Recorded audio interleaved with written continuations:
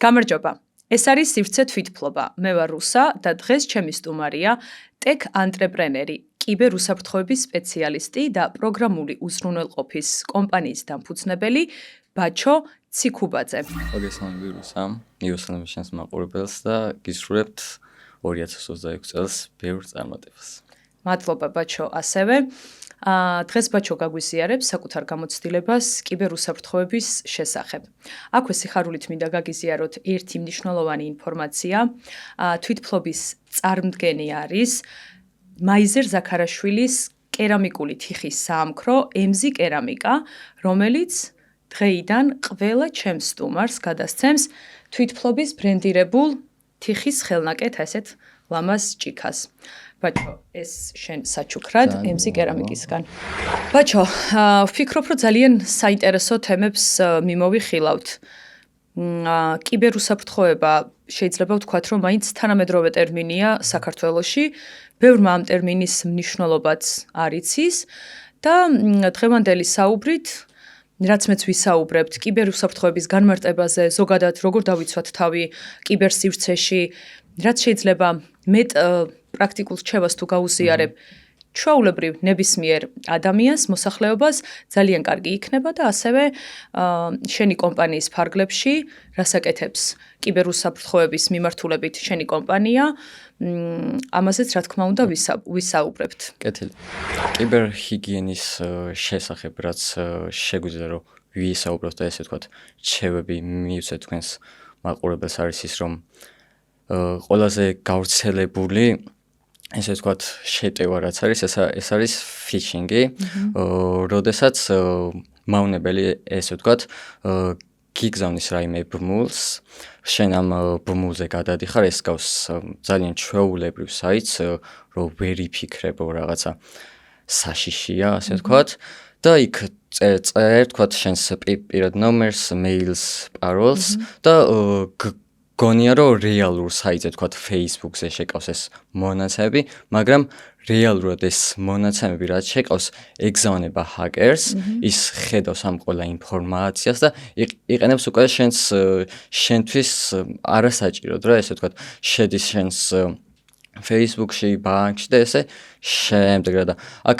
რისკი ის არის რომ ვთქვათ შეიძლება მიწეროს შენს მეგობარს, უცნობ ადამიანს რომ ვთქვათ ფული ჩამირიცხე, მე შენ ჩაგირიცხავ ფულს და აქადა გადმომირიცხე, ესეთი ფაქტი საქართველოში ძალიან ბევრია და ძალიან ბევრი ასე ვთქვათ მსხვერპლი ყავს. ჩემს ოჯახშიც ყოფილა ასეთი რაღაცა და ამას გაგიზიარებთ აუცილებლად, იმიტომ რომ დაახლოებით 1 წლის წინ მოხდა ეს ამბავი, როდესაც მამა ჩემს მიწერა თავისმა მეგობარმა Facebook-ზე, რომ ეხლა მე შენ ფულს ჩაგერიცხავ და მე ანგარიშს ჩაგიგდებ და ამ ანგარიშზე გადარიცხე. ეს ამ მეგობრის Facebook-ი ქონდათ ჰაკერებს გატეხილი რა და ეხლა მამა ჩემი მაგას ვერ წარმოიდგენდა და კი, რატომაც არა, პრობლემა არ არის რა. ესე გააკეთა, გადაურიცხა, რაც მიწერეს იმაზე და დაახლოებით 2-3 საათში ურეკავს პოლიცია რა, ესე და ესეა, უნდა მოხვიდე განყოფილებაში რა. მე უკვე მიხვდა რაშიც იყო საქმე და დაიწყო ამაზე გამოძიება და ამ გამოძიებას რა მოყვა არ ვიცი მე, ეგ არ გამიგია. უბრალოდ ის იყო რომ ეს გადათამაშება მოხდა რამდენიმე აკაუნტზე რა, მარტო მამა ჩემი და მისი მეგობარი მსხვერპლი არ იყვნენ რა, ვიღაცის ბანკი გატეხეს ასე ვთქვათ, იქიდან გადარიცხეს თანხა ერთ-ერთ სხვა ანგარიშზე, მე იქიდან კიდე სხვაგან გადარიცხეს, სხვაგან და ესე ატრიალებდნენ ამ ფულს რა და თუ რაღაცა ძალიან დიდ ფულზე არა ხოლმე ლაპარაკი, ესეც გამოუძიებელი რჩება ხოლმე და ეს ჩვეულებრივი ხალხი რჩება უფულად ასე ვთქვათ რა. და ეგა ძალიან დიდი რისკი. რა საინტერესოა რომ მამა შენს დაემართა მსგავსი ისტორია. არა და ალბათ იქამდე ბევრჯერ გითქვამს რა არის დასაშვები, რას უნდა მივაქციოთ ყურადღება, რაზე გავამახვილოთ ყურადღება, ხო, მაგრამ შეიძლება ითქვას, რომ ამის ასეთი შემთხვევებისგან 100%-ით დაცულები მაინც არ ვართ?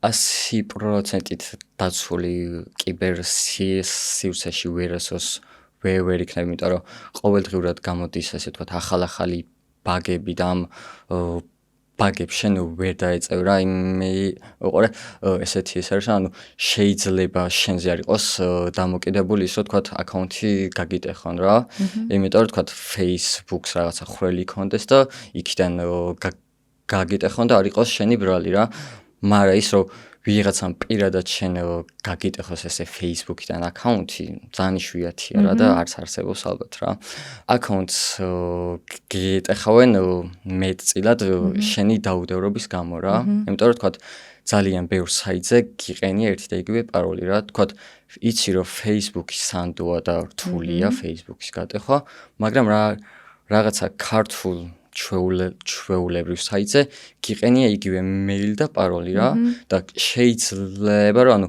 ჰაკერმა გატეხოს ეს რაღაც ქართული საიტი იქიდან წამოიღოს შენი ინფორმაცია მეილი პაროლი იგივე მეილი და პაროლი გამოიყენოს Facebook-ში და შევიდა შენს აკაუნტში რა და ამისთვის თავდაცვის საშუალება ისო რომ კონდეს ძლიერი პაროლები კი და ეს არ იყოს დაკავშირებული თქვათ პირადი კი აი ინფორმაციასთან ხო ჩემი შვილის სახელი არ იყოს პაროლი ძმის და ესე შემდეგ ასევე იყოს ციფრები ძაღლუკები ძახილის ნიშნები დოლარები და ესეთი რაღაცები იმიტომ რომ ის გატეხვა უფრო რთულია ასევე უნდა გქონდეს ჩართული ფაქტორიანი ავთენტიფიკაცია რაც არის ის რომ ანუ თუ ვიღაცა ცდის და გაარტყავს თქვათ შენ პაროლს ის მაინც ვერ შედის სისტემაში იმიტომ რომ თქვათ კოდი უნდა მოგივდეს მეილზე ან ტელეფონზე რომელიც უნდა ჩაწერო შესაყვან გველში და ისე შეხვიდე ამ აკაუნტში ბაჩო რა საინტერესოა ალბათ ჩემი აზრით საქართველოში საკმაოდ მწვავედ დგას ეს პრობლემა და დაკავშირებულია იმასთან, რომ უმრავლესობა მაინც ფიქრობს, მათ შორის შეიძლება მეც მეფიქრა, რომ რა უნდა მქონდეს ისეთი ინფორმაცია, რა უნდა მოიძიონ ჩემზე, რა არის გასატეხი, ასე ვთქვათ, და გგონია, რომ ამის გამო თავი არ უნდა დავიცვათ. რაც მინიმუმ კულტურაა, ხო? აი კიბერჰიგიენა არის მართლა. რაც სამწუხაროდ არ გვასწავლეს, არ გვასწავლეს მაშინ, როდესაც საჭირო იყო, როდესაც ერთიანად შემოვიდა ჩვენ სივრცეში ეს თუნდაც სოციალური ქსელები თუ ასე ნებისმიერი ტექნოლოგია, ტექნოლოგიური განვითარება, ეს პროცესი ხო უნდა მოყოლოდა აი ეს კულტურა, როგორ ფიქრობ, სად შეიძლება ეს ისწავლებოდეს ოჯახში, თქვათ, მშობლები უნდა ვსრულავდეთ იმაზე, რომ ბავშვებს კიბერჰიგიენა ვასწავლოთ სკოლაში, თუ რა გარემოში შეიძლება ამაზე აქცენტები კეთდებოდეს? ოკეი, რა თქმა უნდა, ოჯახშიც საჭიროა რომ ისწავლებოდეს, მაგრამ ჩვენი მშობლების თაობას არ აქვთ იმდენი ცოდნა, ჯერ მარტო ტექნოლოგიების მხრივ რომ რაღაცა კიბერუსაფრთხოებაზე რაღაცა ლექსიები ჩაუტარონ თავიანთ შვილებს, მაგრამ ნუ სახელმწიფო უნდა იღებდეს ამაზე ვალდებულებას, რა თქვათ, სკოლაში რაღაცა მე-6-მე-7 კლასიდან უკვე რაღაცა გაკვეთილები იყო სპეციალური, რაც გასწავლის, როგორ მოიქცე ამ სფეროში, რა ესე ვთქვათ, ინფორმაციულ ტექნოლოგიებში რა. ხო, ასევე ინფლუენსერები ვინც არიან, ასე ვთქვათ, ისინი ჩემი აზრით უნდა ზრუნავდნენ იმაზე, რომ ვთქვათ, ადამიანებს მიაწოდონ ინფორმაცია იმის შესახებ, როგორ იყვნენ დაცულები ამ სფეროში რა და კიბერჰიგიენა უნდა განავითარონ, ასე ვთქვათ. რაც საქართველოში არ ხდება. ხო, ძალიან დაბალ დონეზე მინიმუმ სიტყვა კიბერუსაფრთხოების განმარტება ხდება ხოლმე საჭირო რა არის კიბერუსაფრთხოება. მოდი კიდევ ერთხელ რო ვთქვათ ბაჩოს, თუნდაც საიდან მოდის ეს ტერმინი ან კიბერ სიტყვა საიდან უსაფრთხოება რატო რაც შეიძლება მარტივად რომ მივაწვდინოთ ხმა რა არის და რატომ არის საჭირო? საჭირო რატომ არის ეს კიბერუსაფრთხოება? იმიტომ რომ თქვათ ჩვენი ინფორმაციები იყოს დაცული, ჩვენი ფული იყოს ასე ვთქვათ დაცული, რაც დღევანდელ რეალობაში თქვათ ქართულ კომპანიებს ასე ვთქვათ არა მარტო პატარა კომპანიებს, არამედ ძალიან დიდი ბრუნვა ვისაც აქვს, იმათაც არ აქვთ განვითარებული, იმიტომ რომ იყავთ ისეთი ხალხი ჰედში, ვინც არის 60 და 70 წლის რა და იმას შენ რო ეუბნები და უხსნი, რომ კიბერუსაფრთხოება საჭიროა შენთვის, იმ ადამიანს შენი არ ესმის რა, იმიტომ რომ თქვათ შენ პატარა ხარ არ იცი, ეგეთი მიდგომები არის ხოლმე, მაგაში ფულის ყრა არ მინდა, ეგეც არის და რეალურად იმას ვერ ითავისებენ, რომ თქვათ მაგათი თქვათ საიტი რო გატყდეს და ინფორმაცია რო გაიჟონოს, თავიანთი რეპუტაცია და ამ რეპუტაციის გამო შეიძლება დაკარგონ მილიონები რა და მაგას ჯერ ვერ ითავისებენ ეს დიდი კომპანიები რა. ისიცაა რომ არ ეშინიათ რომ რაღაცა ჯარიმას დაუწერენ რა ეს სახელმწიფო ასე ვთქვათ. ეგ შიში არ აქვთ. ბაჩო, ესე იგი ძირითადი რისკი მაინც უფრო თანხა არის? მაგრამ რატო პირადი ინფორმაციაც? იმიტომ რომ ამ ყურე თქვათ რაღაცა საქართველოს რაღაცა კომპანიის ბაზა გატყდა რა, ასე ვთქვათ, ჰაკერმა მოიპარა ინფორმაცია, ხო? ჰაკერს შეუძლია რომ ეს ინფორმაცია უკვე გაყიდოს, ვთქვათ, რუსეთში, ამერიკაში, ანუ ნებისმიერ ქვეყანაში ინფორმაციას აქვს ძალიან დიდი ფასი.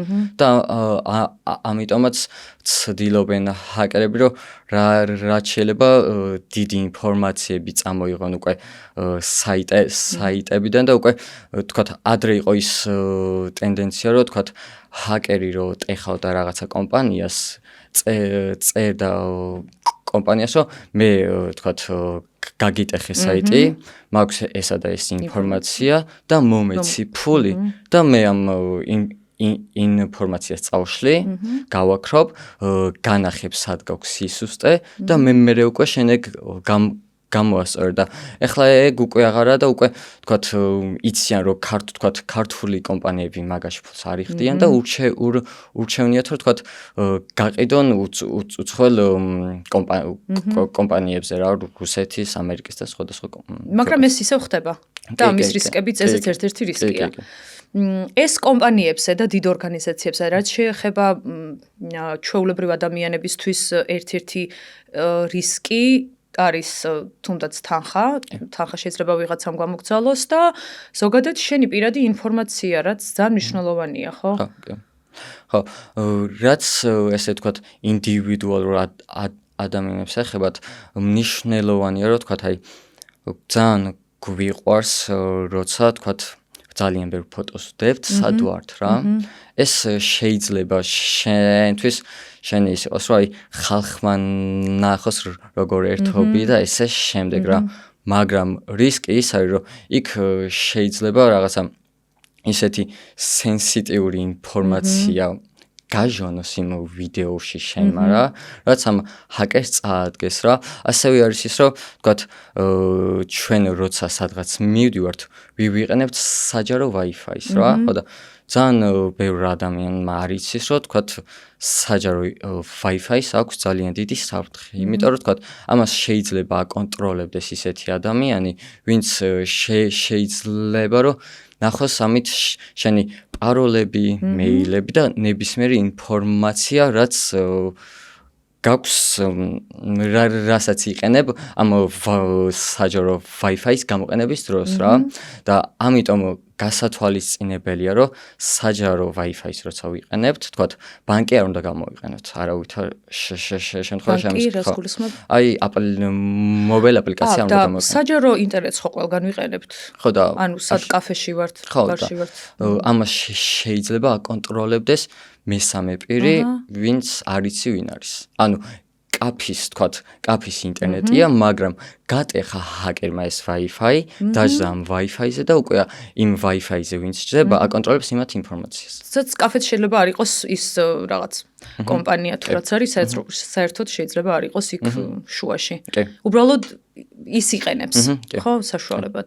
ვა, საინტერესოა. ბაჩო, შენი ინტერესი კიბერუსაფრთხოების მიმართ როდის ჩამოყალიბდა და აბა შენ ბავშვობასაც გვესაუბრე ცოტა. დაახლოებით 2019 წელი იყო, როცა ვუყურე ესეთ სერიალს Mr. Robots რა და იქ ძალიან დამაინტერესა ამ ჰაკერობამ რა, ესე ვთქვათ, იმიტომ რომ ძალიან უცხო იყო ჩემთვის და ძალიან დიდი შთაბეჭდილება იქონია ამ სერიალმა რა.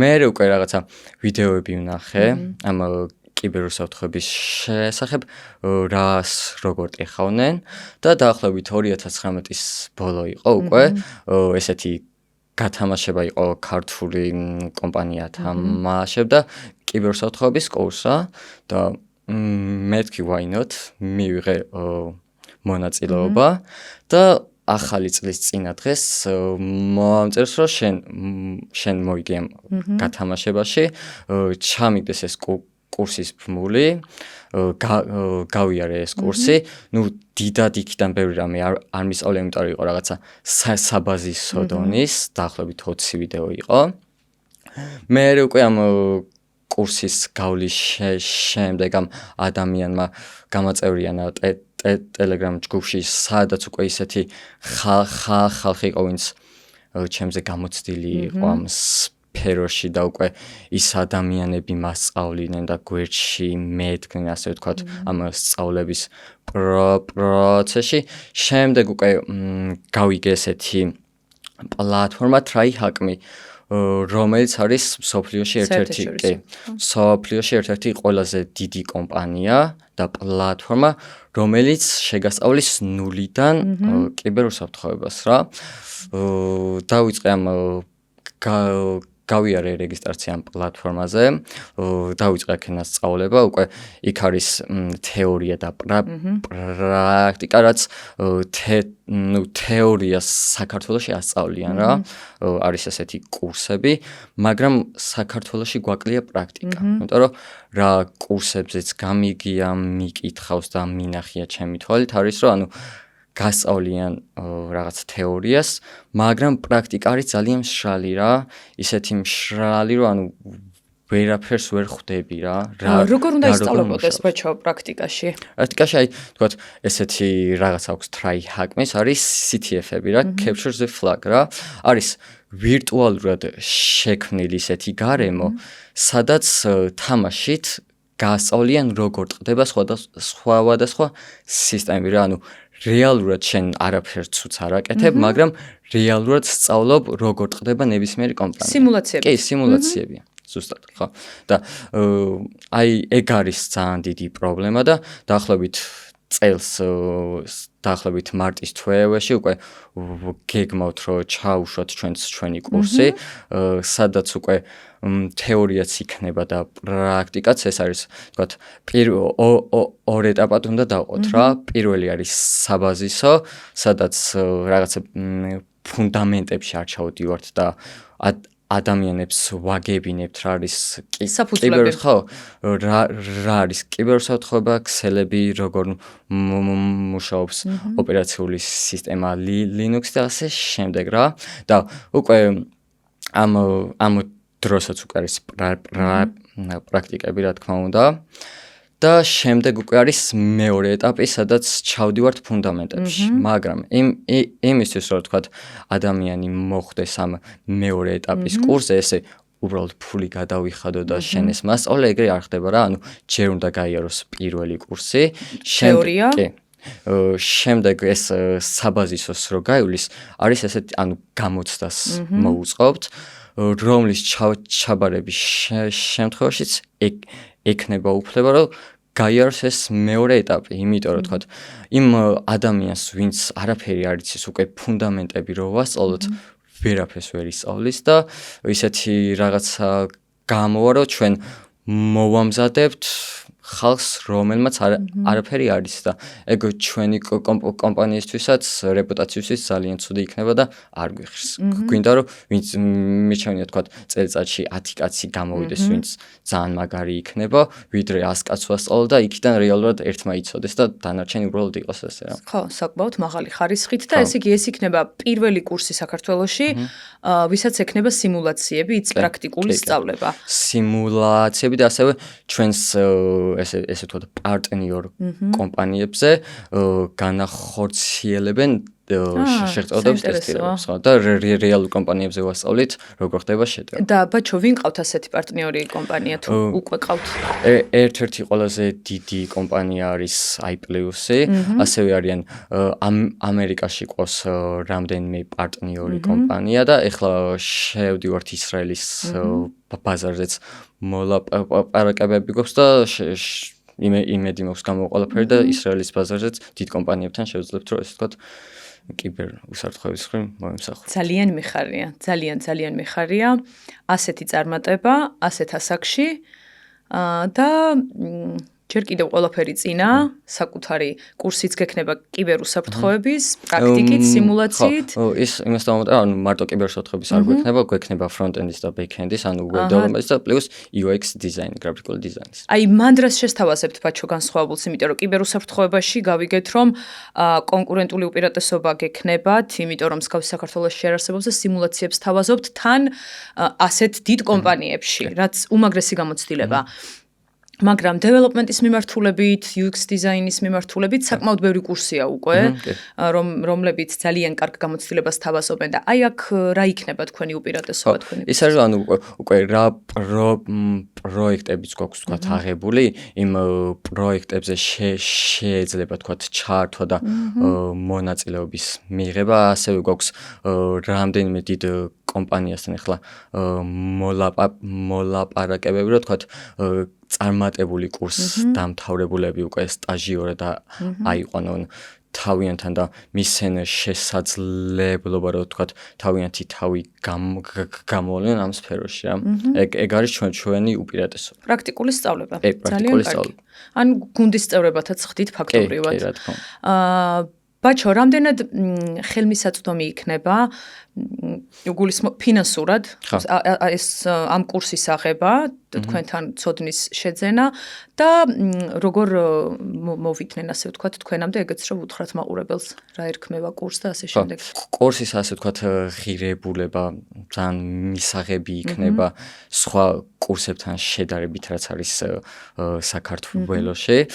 ჩვენი კომპანიის სახელი იქნება Soft Academia. ამ ეტაპზე გვაქვს Telegram არხი, სადაც ესე ვთქვათ ჩემი ჰაბი მყავს და ქვია ბაჩოს ჰაბი, ასევე შეუძლია რომ ვთქვათ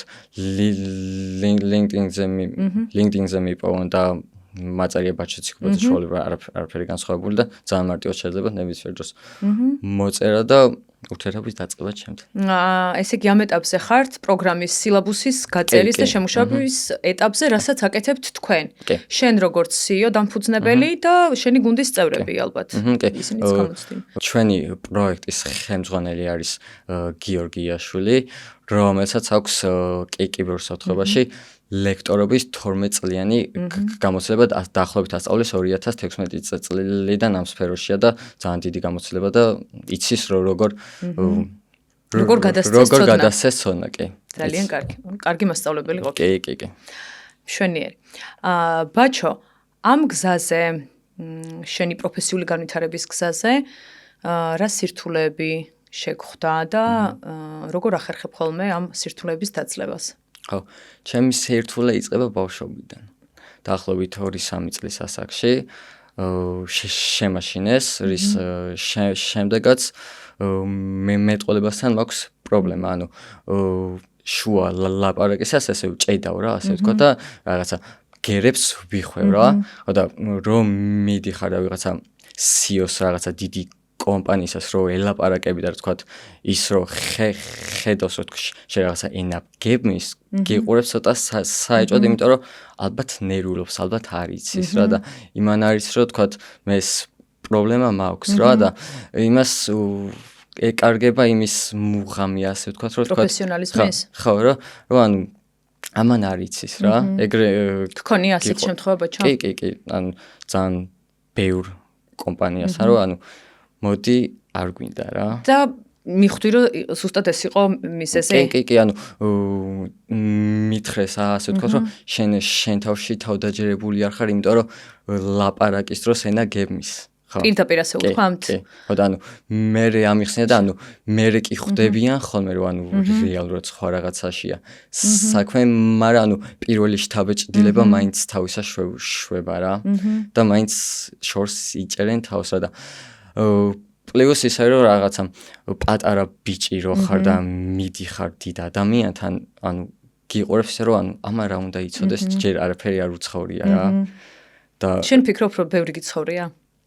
მე ვფიქრობ რომ ჩემ ასაკთან შედარებით ალბათ ბევრი მიცხოვრია, იმიტომ რომ რაღაცა ბევრი გამოცდილება მაქვს ამ ასაკში უკვე რა, პროფესიულად კი და ეგ არის ხოლმე ანუ თქვათ მივსულ რა თქვათ ქართულ კომპანიასთან რომელიც არის მილიარდებად შეფასებული რა და მითქვა რომ ანუ მე შენ უფასოდ გაგიტესტავ, მე თუ ვერაფერი ვერ გიპოვე წავალ, მაგრამ თუ გიპოვე რაღაცა სისუსტე, მე შენ ამ სისუსტეს უფასოდ მოგცემ და მე თუ გინდა შენ თქვათ დამიქირავე იმისთვის რომ ეს სისუსტე გამოგისწავრო ან დამიქირავე იმისთვის რომ თქვათ ყოველთვიურად რა ეს ტესტირებები ვაატარო რა და უთქვეთ რომ ანუ არ გვინდა რა იმიტომ რომ ესეთი ფაქტი ჯერ არ გქონია რომ ვიღაცას გავეტეხეთ, ანუ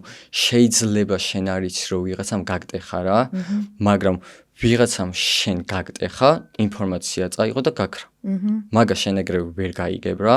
ამიტომ არის საჭირო, ანუ ყოველდღიურად ატარო შენს კომპანიაში მით უმეტეს როცა მილიარდებზია ლაპარაკი და მილიარდად ხარ შეფასებული, შენი მომხმარებელი ძალიან ისეთი უნდა იყოს დარწმუნებული უნდა იყოს იმაში, რომ თავს დაცულად იგრძნობს შენთან რა და ეს დღესდღეობით არ ხდება რა. ალბათ წამყვან კომპანიებში რამდენიმე თიცე ჩამოსათვლელი. კი, აი, ტოპ 10-ში არის ერთ-ერთი ასეთი კომპანია რა, 2023 წლის ბრუნვით. ბაჩო, რამდენად იყო ეს კონკრეტული ფაქტები, რაც მოყევი, შენ თვითშეფასებასთან დაკავშირებული, რა თქმა უნდა, ისახებოდა? ხო, კი, როცა ახლა პატარა ხარ და იმის გაანალიზების საშუალება არ გაქვს, რომ ეს შენი ბრალი არ არის და ანუ ამას ეს შენზე არ იყო დამოკიდებული რა. როდის მივხვდი ამას დაახლოებით რამდენი წლის იყავი? ამას მივხვდი დაახლოებით 1 წლის წინ რა. ბიზნესში რაც ჩავერთე და რაც ესე თქვათ დიდ ადამიანებთან დავიწყე ესე თქვათ ურთიერთობა. მე ამ ეტაპის გავლაში ასე ვთქვათ დამეხმარა ჩემი მენტორი. დავით ქართველიშვილი, რომელმაც სრულად უცხო იყო ჩემთვის, უბრალოდ გავიცანი ჩემი მეგობრისგან და ანუ როცა გავიცანი ანუ რაღაც იდეები გაუზიარე ჩემი, რა მინდოდა რომ გამეკეთებინა რა რა კომპანიის შექმნა მინდოდა. რაღაცა რჩევები მომცა და დავუშალეთ რა. მე დაურეკე. ეთქი შენთან მინდა შეხვედრა რა. კაიო რა, პრობლემაა და შევთავაზე ესეთი რაღაც რა რომ მეთქი შენ ჩემზე ბევრად მეტი იცი და მინდა ისეთი ადამიანი ვინც მე ამ გზაზე დამეხმარება და რაღაც თავის ცხოვრებიდან გამომდინარე და თავისი ცოდნიდან გამომდინარე ჩევებს და ესე თქვათ მასწავლის ძალიან ბევრს და რატომაც არაო და ამის შემდეგ უკვე თავისი ოფისი მომცა სადაც უკვე ყოველდღიურად მისვლა და მუშაობა შემეძლო უკვე გაყიდვები მასწავლა ჩემთან ერთად თქვათ ჩემთან ერთად იჯდა და რეკავდა მანახებდა როგორ უნდა ელაპარაკო ადამიანებს და ესე თქვათ დავითი იყო ჩემს ცხოვრებაში ძალიან დიდი მოვლენა ასე ვთქვათ რა. ასევე ჩემთვის ძალიან დიდი ასე ვთქვათ ფაქტორი იმის რომ რაღაცა წარმატებისკენ ნაბიჯებს გავარის ისიც რომ ჩემი ძმა, იმიტომ რომ ჩემი ძმაც არის ბიზნესმენი და თავიდან მუშაობდი ჩემ ძმასთან რა და რო ხედავდი ასე ვთქვათ ყოველდღიურად რამდენი სირთულე ხდებოდა, რამდენს შრომობდა და რაღაცა, ანუ მივხვდი რომ ძალიან რთულია, მაგრამ ანუ თან ეს ქსიამოვნებს რა, ეს ვთქვათ დოპამინს გამოიმუშავებ ამით რა, რომ რაღაცა შენს საკეთებ. ხო, კი. და მივხვდი რომ ანუ მეც შემიძლია რა და ანუ ნებისმიერ ადამიანს შეუძლია გააკეთოს ის რაც უნდა რა. თავარია რაღაცა გწამდეს რა და გჯეროდეს რომ რაღაცა გამოგივა და შეუძლებელი არაფერი არ არის ასე ვთქვათ. და მე უკვე ვთქვათ რაღაცა ბიზნეს პოდკასტების მოსმენა დავიწყე რაღაც ფსიქოლოგიური წიგნები წავიკითხე. აი ფსიქოლოგიური წიგნები როგორ ფიქრობ რაში გჭირდებოდა რატომ მიხვედი მანდამდე რომ ბიზნესი იწყებდი და ფსიქოლოგიური წიგნების კითხვა დაიწყე რაც ძალიან მნიშვნელოვანია მაგრამ შენი აზრი მაინტერესებს რატომ მიხვედი მანდამდე როცა ბიზნესი იწყებდი. ანუ სად არის ფსიქოლოგია ბიზნესში?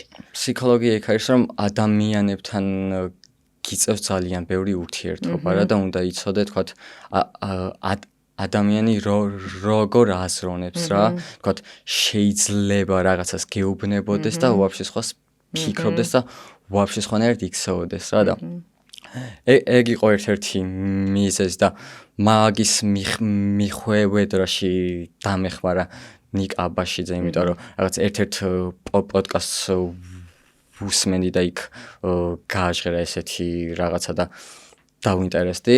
მეორე იყო ის რომ თქვათ ჩემს თავში მეპოვა ის რომ თქვათ აი რაღაცა ჩემს თავში თვით დაჯერება რო არ მქონდა დავიწყე თქვათ სხვადასხვა ფსიქოლოგიური წიგნების კითხვა და ერთ-ერთი ძალიან დიდი და კარგი წიგნი რაც წავიკითხე იყო პოზიტიური აზროვნების ძალა რა, სადაც მივხვდი რომ შენს ფიქრებს შეუძლია რომ დაგანგრიოს ან აგაშენოს რა და მივხვდი რომ მარტო არ ხარ რა და ანუ შეგიძლია რა თქმა უნდა რაღაცა ყველაფერი მარტომ გააკეთო, მაგრამ უნდა ეცადო რომ რაღაცა საქმე გაიმარტივო რა და ადამიანებთან დაამყარო ურთიერთობა რა და რაც უფრო მეტ ადამიანთან დაამყარებ რაღაცა მეგობრულ ურთიერთობას ეს ცხოვრებაში უფრო წაგადგება. ოღონდ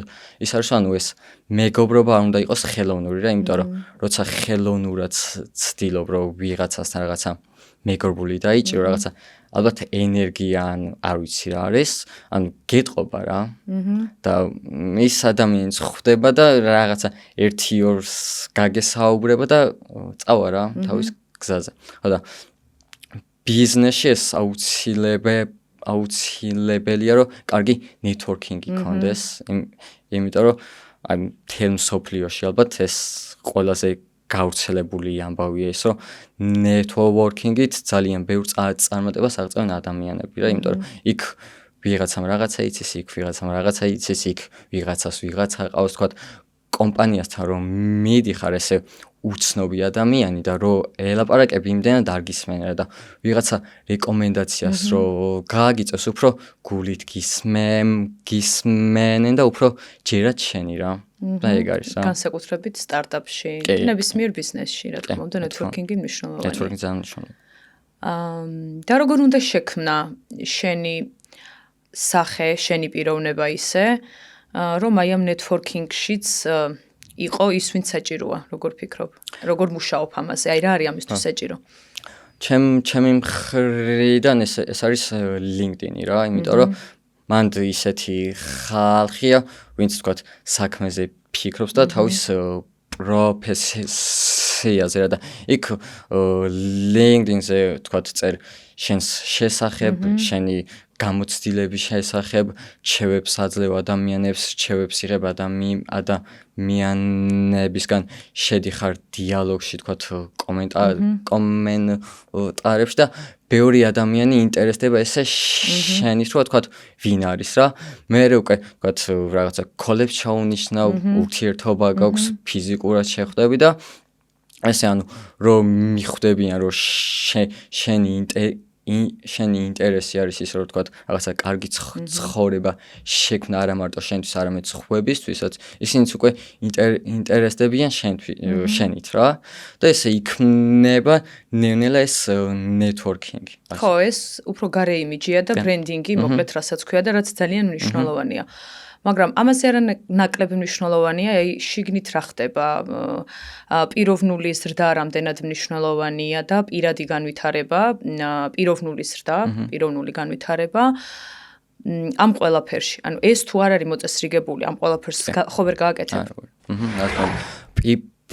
პიროვნული ზრდა ძალიან მნიშვნელოვანია, იმიტომ რომ შინაგანად თუ ერთ ადგილზე გახარ და არ მოძრაობ და რაღაცა შენი გონება არ ვითარდება, შენ რა საქმეშიც ვერ ვითარდები ადამიანებთან ურთიერთობაშიც ვერ ვითარდები რაღაცა შენ საქმეს უკვე პირნათლადაც ვეღარ აკეთებ და რაღაცა ის არის რომ თუ არ ვითარდები უკან მიდიხარ რა შენ როგორ გესმის ბაჩო პიროვნული განვითარება აი კონკრეტული რამე უნარი თუნდაც რაზეც გიმუშავია ბოლო პერიოდში თუ შეგიძლია რომ გააზიარო ჩემი ეგეთი უნარი არის რომ მუშაობ რომ ანუ გონებრივად რაღაცა სუპოზიტიურზე ვიფიქრო რა იმიტომ რომ თქვა ესეთი ისა რომ რისიც გეშინია ეგ უფრო დიდია შანსი რომ მოხდეს რა და ამიტომ ვცდილობ რომ ანუ ნეგატიური აზრები აღარ მქონდეს და სულ თქვა პოზიტიურზე ვიფიქრე იმიტომ რომ რაზეც ფიქრობ ის მოდის იზიდავ რა ეს არის მიზიდულობის კანონი რა და ჩემ შემთხვევაში ამაში კიდევ დიდი ფაქტორი აქვს ბიბლიას რა, იმიტომ რომ ბიბლიას რო კითხულობ, ხვდები რომ ძალიან მნიშვნელოვანია, თქვა სიყვარული, უფალი, რწმენა და მოქმედება რა, ესეთი ფორმულა არსებობს, თქვა რომ ანუ ლოცვა, წარმოსახვა და განხორციელება რა, ანუ ჯერ ვლოცულობ, მე წარმოვიდგენ უკვე როგორი მინდა რომ იყოს ჩემი ცხოვრება, როგორი მინდა იყოს ჩემი საქმიანობა, ურთიერთობები და შემდეგ უკვე ვცდილობ რომ ეს ყოველდღიურ ცხოვრებაში გადავიტანო და თქვა ამაზე ყოველდღურად ვმუშაობ ასე თქვა რა. ისე რა საინტერესოა არა ბაჩო დღევანდელი თანამედროვე წამყვანი მოტივაციურ ინსპირაციულ სპიქერები და ლიდერები ვინც არიან ძირითადად ყველა იყენებს აი ამ ტექნიკებს ხო რაც შენ თქვი ლოცვა როგორც სიტყვის ძალა წარმოსახვა და წარმოდგენა ყველა ამას ახსენებს რეალურად ეს ყველაფერი რამდენად დიდი ხნის წინ იყო დაწერილი იქ სადაც იყო დაწერილი ანუ არაფერი ახალი რეალურად არ ამბობენ თანამედროვე აი ეს სპიქერები და მოტივაციის სპიქერები და ალბათ ფსიქოლოგიაც ეს არის არა? კი, რა თქმა უნდა. ბიბლიაში წერია ესეთი რაღაც რომ ყველაფერი შესაძლებელია მორწმუნისათვის რა და შენი რწმენისამებრ მოგეგება შენ რა ანუ შენ რამდენისაც გწამს ღმერთი მოგცემ ზუსტად იმდენს რა შენ თუ იფიქრებ რომ თქვა არაფერი არ გამოგივა და რაღაცა პოზიტიურად თუ არ იაზროვნებ ასე ვთქვათ ღმერთი არა უფრო ცხოვრება ალაგებს ეგრე რა ხო გაჩნია ვინ რას დაარქმევს აქ ხო ჩვენ მაინც და მაინც ჩარჩოში არ ვაქცევთ ვიღაცა ღმერთს საქმეს ვიღაცა სამყაროს ვიღაც რაღაც ხო ეს ინდივიდუალური არის ხო ცხოვრებას ასე ვთქვათ ვერ გააცურებ რა ვთქვათ წარმატების ფასს თუ არ გაიღებ და არ გადაიხდი წარმატებული ვერ გახდები რა ანუ იმისთვის რაღაცა წარმატებას მიაღწიო ძალიან ბევრი შრომა არის საჭირო რა ესე რომ თქვათ რაღაცა ჯეკპოტი დამეცეს და ეს ძალიან იშვიათია ეგეთი და ხამები უნდა ათენო და ბევრი უნდა იშრომა ხო და ეგეც ჯეკპოტიც რო დაგეცეს თქვათ ძალიან ბევრ ადამიანს დაცემია მაგრამ რაღაცა უცებ რომ ხდება ეს და თქვა შენი შრომით რო არ არის უცებ მიწკი ბაჩო რა საინტერესოა ასეთ პატარა ასაკში სულ რაღაც 21 წლის ხარ და ამ ხელა გამოცდილება არა მარტო პროფესიული არამედ პიროვნული ემოციური მოწიფულობის თვალსაზრისით საკმაოდ მაღალია და ძალიან მიხარია და ბევრ წარმატებას გისურვებ ყველა საქმიანობაში. და თან მაინტერესებს, როგორ მიხვედი, აი ბიბლია ახსენე და საიდან მიხვედი, რა მეკითხვები გქონდა, რაღაცები გაინტერესებდა, რაღაცებს განიცდიდი და მე უცბად მიხვედი ბიბლიამდე თუ როგორ? ორე ეგ დაიწყო რაღაცა შუა ასაკში რა. მე ვიყავი ფეხბურთელი და ანუ კარგად თამაშობდი რა. მაგრამ ისეთი ეტაპი დამიდგა, რომ თქვათ, ესე ვთქვათ, უკან წავედი რა, ანუ იმის მაგივრად რომ რაღაცა უფრო მომემატებინა, უფრო უკან მოვდიოდი და თქვათ სათამაშო დრო აღარ მეძლეოდა რა. მე უკვე მივხვდი რომ ანუ რაღაც ფსიქოლოგიური იყო რა მომენტი და დავიწყე უკვე ლოცვა. ეს ბიბლიაში მაშინ ესე გაარკვევა არ დამიწყე რა, ეს ბიბლია უფრო ბოლო წელს დავიწყე რა, ესე ვთქვათ.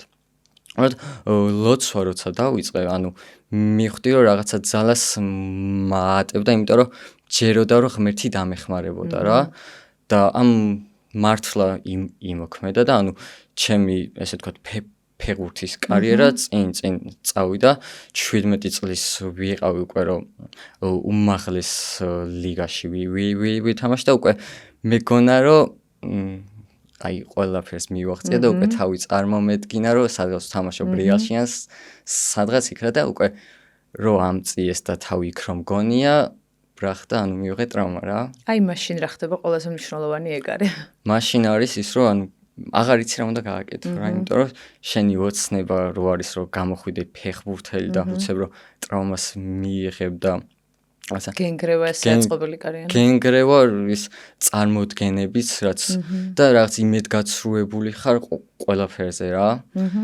და უკვე რაღაც სიზარმაცეში გადაგდის უკვე არაფრის კეთება აღარ გინდა, გიზარება ასე ვთქვათ რა. და ბაჩო არ გქონდა ის მომენტი მანამდე თუ ყველაფერი კარგად მიდიოდა თუნდაც ლოცვით მერე სად წავიდა თუნდაც ისწალა? ზოგადად ცხოვრებაში ბევრ პრობლემას მოგილენს უფალი, იმიტომ რომ უფრო გამაგრდე და ბევრი რამე ისწავლო რა. და ეგ გავიაზრე დაახლოებით 2-3 წლის წინ რა. ანუ ფიქრობ რომ ეგ საჭირო იყო? კი, იმიტომ რომ ეგ რო არ მომხდარიყო, ალბათ ახლა ვიქნებოდი ძალიან წარუმატებელი ადამიანი. გასაგებია. რომ არ მომხდარიყო ეგ განსაცდელი, შენ არ იქნებოდი ბაჩო ციქუბაძე, დღევანდელი პროფესიით და რასაც ახლა აკეთებდა. კიდევ მეც შენ სიტყვას რომ იტყვი ძალიან ბევრს და მნიშვნელოვანს. საინტერესოა. ბაჩო, ბიზნესით როდის დაინტერესდი პირველად? ბიზნესით დაინტერესება, ესე ვთქვათ, მოხდა მე 6-7 კლასში ვიყავი, როცა დავიწყე სკოლაში ბურგერების გაყიდვა რა. ხო. ანუ ყოველდღიურად მიმქონდა ხოლმე ეს 2 ცალი, 3 ცალი ბურგერი და ვისი გაკეთებული ბურგერი? დედა ჩემს. დედის შეთვის გატანებული. კი და ანუ თავიდან მევჭამდი რა და მე ესე ვთქვათ შემომთავაზა კლასელმა რომ მომყიდეო რა.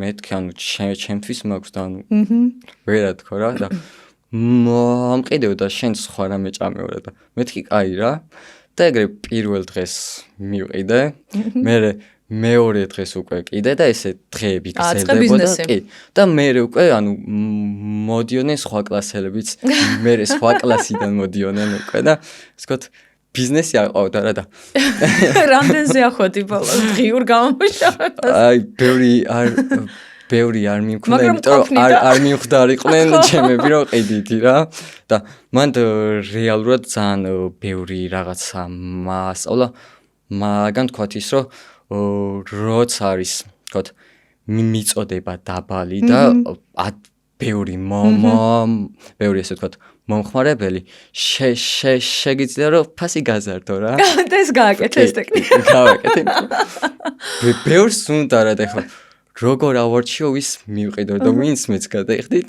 მისი იყოს ხო რა და მე მალევე გამიგო უკვე დირექტორმა და ამიკრძალა ამის კეთება და ჩამეშალა ბიზნესში ხო მაგრამ რამდენი რამე გისწავლია კი მე იყო უკვე 2021-ში თუ 22-ში გავაკეთე პატარა კიბერუსაფრთხოების კურსი დაახლოებით 1 საათიანი სადაც ვასწავლდი საბაზისო შეწყვეტილობის ტესტირებებს რა ისეთი არაფერი არ იყო რა მან თან ის იყო რა პატარა ვიყავი და დიდად ბევრი ხარჯი და რაღაცა არ მქონია და უყიდიდი ძალიან დაბალ ფასში მაგრამ ის იყო რომ მან მივხვდი რომ რაღაცა ერთი თუ გაქვს შეგიძლია დაბალ ფასად გაყიდო მაგრამ ბევრ მომხმარებელს თუ აგროვებ ეს თანხა საკმაოდ სოლიდურ თანხაზე ადის რა და ძალიან ბევრი ასე ვთქვათ კლიენტი მყავდა და საკმაოდ კარგი ფული ვიშოვე მაგით ალბათ რაღაც 18 წლის იყავი 18 წლის ვიყავი დაახლოებით 18 წლის მშვენიერი ბაჩო შენი მთავარი ღირებულებები რა არის რითიც ცხოვრობ ის არის რომ პირველ რიგში ვცდილობ რომ ყველა ადამიანის მიმართ მქონდეს პატივისცემა და სიყვარული რა შეიძლება ეს ანუ ყოველდღიურად რთული იყოს რომ ვთქვათ ნებისმიერ ადამიანთან დაიჭირო ისეთი ახლო ურთიერთობა რაღაცა სულ კარგი განწყობით იყო იმიტომ რომ ეს აუცილებელია როგორ ფიქრობ რომ სულ კარგი განწყობით იყო ყველასთან ყველასთან არ უნდა იყო იმიტომ რომ არიან ადამიანები ვისაც შენთვის ძალიან ცუდი უნდა რა მაგრამ ისა რომ შენ მტერიც უნდა გიყვარდეს რა ეგ არ და უნდა ეცადო რომ თუ არ გეყვარება მინიმუმ ცუდი არ გაუკეთო რა ხო ალბათ ეგ იგულისხმება მაგ სიტყვებშიც მეც ასე გავიგებ ხო კი ეგ არის ერთ-ერთი ღირებულება ის არის რომ ჩემს საქმეში ვიყო წმინდა რა ანუ და რაღაცა ბოროტა და არ გამოვიყენო ის შესაძლებლობები რაც მაქვს და მით უმეტეს შენს პროფესიაში რამდენად შესაძლებელია ეს და ვიღაცები ირჩევენ მაგ გზას ძალიან ცუდ გზას კი და უფრო ადვილი არის ეგ ცუდი გზა მაგრამ ისე რომ მე რაღაცა შენ თავში იცი რომ რაღაც სუდად მოიქეცი რა და მე შენ თავთან გაქვს რაღაც ჭუბები რა არ გქონია ბაჩო ეს ცნუნება იმიტომ რომ რესურსი გქონდა ჭკუა გქონდა გამოცდილება გქონდა და შეგეძლო რომ ეს გაგეკეთებინა კიბერსივრცეში კი დაახლოებით 2-3 წლის წინ ეგეთი ის გქონდა რომ ანუ ამხელა შესაძლებლობა ამხელა ინფორმაციის მიღება შემიძლია მაგრამ ნუ რაღაც ალბათ კარგი ოჯახის შვილი ვარ და არაფერი არ გაგიფუჭებია არ გიჰაკერია გულწრფელად ჰაკერობით უყურე ორი ეტაპად იყოფა რა ანუ თეთრი ჰაკერი და შავი ჰაკერი და შავი ჰაკერი არ ვიყავი ვინც ცუდად იქცევა რა ანუ თუ ვთქვათ ერთ-ერთი რას ნიშნავს თეთრი ჰაკერი არის ის ვინც ტეხავს იმისთვის რომ დაიცვას რა და ასე გაგიკეთებია დაახლოებით 2022 წელს იყო ეგეც ერთ-ერთ ქართული ბანკი ესე ვთქვათ გავტეხე და მივიწერე ეგრევე რომ ვთქვათ ესა და ეს ხარვეზი ვუპოვე თქვენს სისტემას და გამოვასწორეთ რა და მაგდროს მე მეგონა თან რომ მეთქი შეიძლება რაღაცა სამსახური შემომთავაზო და რაღაცა ფული მაინც და იყო ხო ამისი შანსი რეალურად ასე ხდება ხოლმე იმიტომ რომ კარგი საქმე გააკეთე ხო თეთრი ჰაკერობა ვაქვე განსაკუთრებით ვახსენოთ ეს რომ რა მიზნით აკეთებდი ანუ ამას დახმარება ხო კი ანუ რომ დავხმარებოდი თქვა შავ ჰაკერს იგივე რაღაცა არ იპოვა იგივე სიესუსტე და ბოროტად არ გამოეყენებინა რა ესეთი ბაგი იყო რა თქვა ანუ ჰაკერს შეეძლო თავისი ვირუსი ჩაეშენებინა ამ საიტზე ამ ბანკის საიტზე და ნებისმიერი ინფორმაცია წაიღო თავისთან რა ეს გაეპარა ბანკს ძალიან დიდ ბანკს კი ხო და რავი შესაძლებელია ალბათ მაინც ხო 100%-იანი დაცვა არ არსებობს და იმ რაღაცა 0.1-შიც შეიძლებოდა რომ ეგ მომხდარიყო რაც შენ თქვი ხო და რა გააკეთე ასე პირდაპირ უთხარი რომ ეს ბაგი აღმოვაჩინე კი და იმათგან რაც მიიღე იყო მადლობა სხვა არაფერი ხო რაღაცა იმედ გაცრუება იყო ეგ იმიტომ რომ რომელი რაღაცა დიდი ბანკია და ძალიან დიდი შესაძლებლობები აქვს და შეუძლია რომ დაგეხმარონ წინსვლაში ანუ უბრალოდ მადლობა ცოტა ისეთი მაგრამ არა უშასო. ალბათ პატარაც იყავი და აი ამ გამოცდილებით მაგას ამ ფორმით ხوار მიაწვდიდი ალბათ სხვა ფორმით იზამ. ამ გამოცდილებით რაღაცა ვიპოვიდი ისეთ ადამიანს, ვინც უშუალოდ თქვა იქ მუშაობს ან რეკომენდაციას გამიწევდა რაღაცა იმ ბანკის დიდ წარმომადგენელთან და ესე მივიდოდი რომ ესა და ეს მაქვს, მე ამას მოგცემ და თქვენ ან სამსახური დამაწყებთ რა თქმა უნდა, მეტი არაფერი. აი აქ ხო და აქ შეგიძლია უთხრა რომ რომელ წელს ვინ ბანკის სახელი არ დავასახელოთ, მაგრამ ძალიან კარგი რაღაცა რომ გაუკეთა და დაიცვა საფრთხეებისგან. ეს მოხდა 2022 წელს. საფრთხე ის იყო რომ დავიცავი თავიანთი მომხმარებლები და თვითონ ბანკი ძალიან დიდი ფულის დაკარგვისგან, ძალიან დიდი ინფორმაციის წაღებისგან, ასე ვთქვა და გაატანისგან, თქვა სხვა რომელიმე კონკურენტ ბანკში ან რაღაცა უცხოურ ბანკში. ეს იყო რისგანაც შევძელი რომ დამეცვა, ასე ვთქვა, ჩემი აზრით რა. და იგივე შეგეძლო შენც. თუ არჩევდი შავი ჰაკერობა და თეთრი ჰაკერობა ესეთი ტერმინი ახსენა ხო რომ არსებობს თქვენში. რაც არასდროს აგიჩევია ის. შემეძლო რომ ანუ დიდი ფული მეშოვა ძალიან მაგით, მაგრამ ხო, ანუ რისგანაც დაიცავი შენ, იგივე რა თქმა უნდა შენ შეგეძლო, მაგრამ ეს ამ გზას არასდროს არიჩევ. ძალიან კარგი. იმიტომ რომ ვფიქრობ რომ რაღაცა ცუდს თუ გაკეთების ცუდი მომავალში აუცილებლად წინ დახვდება და ცუდად შემოგიტრიალებ კარმა რა. ხო, ნამდვილად. ბაჩო, ემოციური ინტელექტი რა არის შენთვის და რამდენად მნიშვნელოვანი არის პირადი თუ პროფესიული განვითარების გზაზე?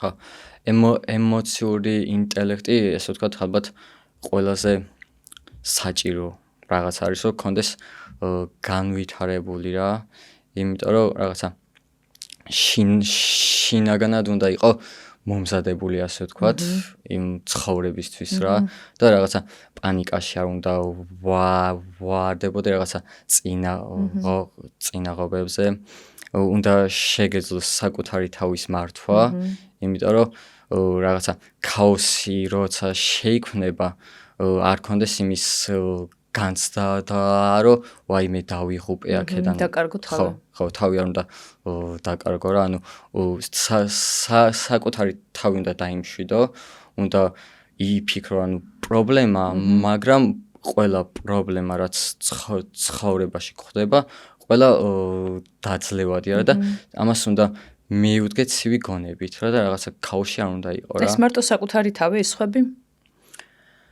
სხვების მიმართაც უნდა სხვებსაც ალბათ უნდა დაეხმარო შენი მაგალითით, ჩემი აზრით, რომ სხვები რო გიყურებენ შენ როგორ მართავ შენ თავს ესეთ დროს, ისინიც ალბათ მაგალითს იღებენ შენგან რა. და ისინიც მერეც დილობენ რომ აი ამ ეს თუ არა რაღაცა იმეებში ქაოსში და რაღაცაში, ანუ მე შემიძლია რომ რაღაცა შვიდად ვიყო ამ დროს რა, ამ წინა ხობების დროს. ხო, მე ცოტა სხვა მიმართულებით ვიგულისხმე. საკუთარი თავის და ემოციების მართვა კი, მაგრამ აი სხვა ადამიანებთან რა ხდება? ხო, სხვა ადამიანების მართვას რაც შეეხება, არ უნდა იცადო რომ ვიღაცა გააკონტროლო რა, პირიქით. უნდა იცადო რომ თქვა შენი თანამშრომელია თუ კლიენტია თუ ვინც არის, ანუ ისეთი გარემო შეუქმნა რომ თქვა შენთან სურდეს სულყოფნა და ესეთ კომფორტულად გრძნობდეს შენთან თანამშრომლობით თავს რა. უსაფრთხოდ. კი, თქვა აი არ უნდა გინდოდეს რომ თქვა რაღაცა ბოსი იყო რა, იმიტომ რომ როცა ისეთი წარმოდგენა გაქვს რომ მე სხვისი უფროსი ვარ და რასაც მინდა იმას გავაკეთებინებ, შენ ბევრი კლიენტი არ გეყოლება, თანამშრომლები ვინც იქნებიან, შენით კმაყოფილები არ იქნებიან და თქვა საქმეს ძალიან ცუდად გაიკეთებენ რა და იპოვიან რაღაცა სხვა უკეთეს და წავლენ შენგან და ბოლოს დარჩები მარტო. ამიტომ უნდა ეცადო რომ თქვა ყველას ვინც შენ გარშემოა შეუქმნა ისეთი გარემო რომ სურდეს რომ სულ შენთან იყოს რა და მაგას ვცდილობ ზუსტად ჩემს კომპანიაში რომ თქვა მე კი არ მემსახურონ, მე ვემსახურა ჩემს თანამშრომლებსაც და კლიენტებსაც რა, ანუ რაც მათთვის კარგი არის, რა პრობლემაც აქვს, დავეხმარ იმის გადაჭრაში, ასე ვთქვათ. შვენიერი, მიხარია. ბაჩო, ბოლოს რას ეტყოდი? შენს თანატოლებს, შენზე პატარებს, თუნდაც შენზე დიდებსაც, ნებისმიერ ადამიანს, შენი გზავნილი რა იქნებოდა შენი გამოცდილების გაზიარება? ან უბრალოდ რჩევები? ჩემი, ესე ვთქვათ, რჩევა რაც იქნება ის არის, რომ ანუ ყველაფერი შესაძლებელია რა და ის რა ვთქვათ რაღაცა შეიძლება ვთქვათ რაღაცა ფინანსური საშუალება არ გქონდეს იმის რომ რაღაცა ბიზნესი დაიწყო და მე დავიწყე ნოლიდან ვაფშე არაფერი არ ჩამიდია თანხმობრივად ამ ბიზნესში რა ერთადერთი რაც ჩავდა არის ჩემი თავი რა ანუ ჯეროდა ჩემი თავის ხედავდი რომ პრობლემა იყო საქართველოში ის რომ რაღაცა არ არსებობდა ისეთი კომპანია რომელიც შეთავაზებდა იმ სერვისებს რაც აქვს ჩემს კომპანიასა და მთავარი არის რომ ანუ იპოვოთ რაღაცა პრობლემა რაც არის დღევანდელ რეალობაში და ეს საქმე უნდა გიყვარდეთ, იმიტომ რომ ისედაც ძალიან ბევრი რაღაცის გაკეთება მოუწევთ ამ საქმეში, რაც არ სიამოვნებს რა, ასე ვთქვა და რაღაცა შენი საქმე რო გიყვარს და რაღაცა ისეთ აკეთებ მაინც რო არ სიამოვნებს, კიდე რაღაცა ჟინი გაქვს რო აკეთო რა და სულ ისეთ რაღაცას რო აკეთებ რო არ სიამოვნებს, ალბათ ცუდად მოქმედებ შენზე რა. და ეგ არის ჩემი რჩევა რომ აკეთეთ ის რაც გიყვართ, ოღონდ აკეთეთ პინათლად და გჯეროდეთ საკუთარი თავის რა. მადლობა ბაჩო. მადლობა. წარმატებას გისურვებ პიროვნულ და პროფესიულ განვითარების გზაზე. ჯერა რომ ძალიან ბევრ სიტყვი შენს პროფესიაში, კიბერუსაფრთხოებაში, შენი კურსი ბევრს მისცემს საშუალებას რომ მიიღონ ცოდნა კიბერუსაფრთხოების მიმართულებით და უბრალოდ ბევრ კარგ და კეთილ საქმეს გააკეთებ. მადლობა და მადლობაში. თვითფლობის კარი ყოველთვის ღიაა შენთვის, რამდენიმე წლის შემდეგ, როცა თუნდაც შენი კომპანია ან შენი კურსი რაღაც შედეგებს დადებს ან უბრალოდ იფიქრებ რომ დამატებით რაღაცის თქმა და გაზიარება გინდა, შეგვიძლია რომ კიდევ ვისაუბროთ. მადლობა კიდევ ერთხელ. მადლობა თქვენ და ძალიან ბევრი წარმატებები თქვენ. ასევე